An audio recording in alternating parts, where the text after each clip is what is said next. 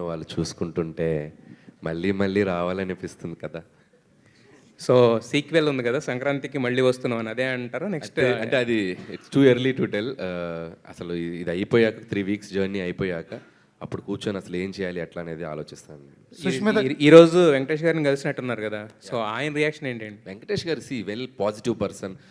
So అసలు ఆయన అంత కూల్గా ఎవరు ఉండరు. సో ఏ సక్సెస్ని ఆయన బాగా ఎంజాయ్ చేస్తారు. సో ఈ సినిమాలో ఆయన ఒక పార్ట్ అయినందుకు మా వెనకుండా ఆయన మాకు చిన్న ఒక జోష్ క్రియేట్ చేశారు సెకండ్ హాఫ్లో వచ్చి. And is feeling very happy. And నిజంగా చిరంజీవి గారికి ఆయన ఒక పునర్వైభవాన్ని, ఒక మెగాస్టార్ చిరంజీవి గారు అంటే మార్కెట్ ఎలా ఉంటుంది, ఒక చిరంజీవి గారి సినిమా కనుక కరెక్ట్ కంటెంట్తో పడితే థియేటర్స్కి వచ్చే షేర్స్ ఎలా ఉంటాయి, బాక్స్ ఆఫీస్ ఎలా ఉంటుంది అనేది సో ఈరోజు మనం అందరం చూస్తున్నాం. సో నాకంటే చిరంజీవి గారి కంటే బాగా హ్యాపీ ఫీల్ అవుతున్న వ్యక్తి వెంకటేష్ గారు. సో చిరంజీవి గారి ఈరోజు క్రియేట్ చేసిన రికార్డ్స్ అన్నిటికి కూడా మేము అందరం చాలా హ్యాపీ ఫీల్ అవుతున్నాం. సుష్మిత గారు, మేడం ఇది పవన్ కళ్యాణ్ గారికి చూపించే అవకాశం ఉందా ఈ సినిమాని? ఈ సినిమా అంటే సినిమా చూడలేదేమో, ప్లీజ్ దయచేసి పవన్ కళ్యాణ్ గారికి ఈ సినిమా ఆయనకి ఎస్ అండి, వెయిటింగ్ ఫర్ హిస్ టైమ్. ఆయన టైం ఎప్పుడు ఇస్తారో అని అడుగుతున్నాము. టైం ఇవ్వగానే we are waiting to show him this film. And ఆయన డిప్యూటీ సీఎం అయ్యాక చిరంజీవి గారు కానీ పవన్ కళ్యాణ్ ఒకే స్టేజ్ మీద చూడాలనేది ఫ్యాన్స్ కోరిక. అది ఈ సినిమా సక్సెస్ ఈవెంట్లో కానీ ఏమైనా ఛాన్స్ ఉందా? అలా నిజంగానే ఆపర్చునిటీ ఉంటే మాత్రం డెఫినెట్లీ అండి, బట్ చూడాలి, అన్ని కుదరాలి టైము అవన్నీ. అనిల్, ఈ రోజున ప్రొడక్షన్ అనేటువంటిది ఎంతగా గాడి తెప్పిందో అందరికీ తెలిసినటువంటి విషయమే. ఫిలిమ్స్ అనేటువంటి విపరీతంగా కాస్ట్ ఆఫ్ ప్రొడక్షన్ పెరిగిపోతుంది. కాస్ట్ ఆఫ్ ప్రొడక్షన్కి రిజల్ట్కి సంబంధం ఉండట్లేదు.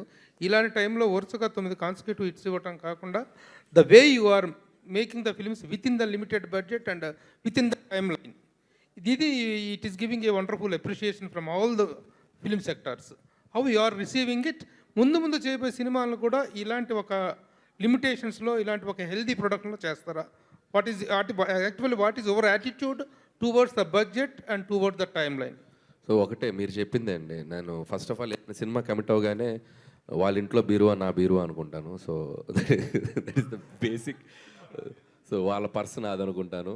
సో రిలీజ్ అయిన తర్వాత వాళ్ళు అనుకుంటారో లేదో అది వాళ్ళకి, అది వాళ్ళు అనుకుంటే ఇంకా హ్యాపీ. ఈ విషయంలో డూ యూ హ్యావ్ ఎనీ ఎవరైనా ఒక రోల్ మోడల్ ఉన్నారా మీకు ప్రొడక్షన్ డైరెక్షన్ విషయంలో?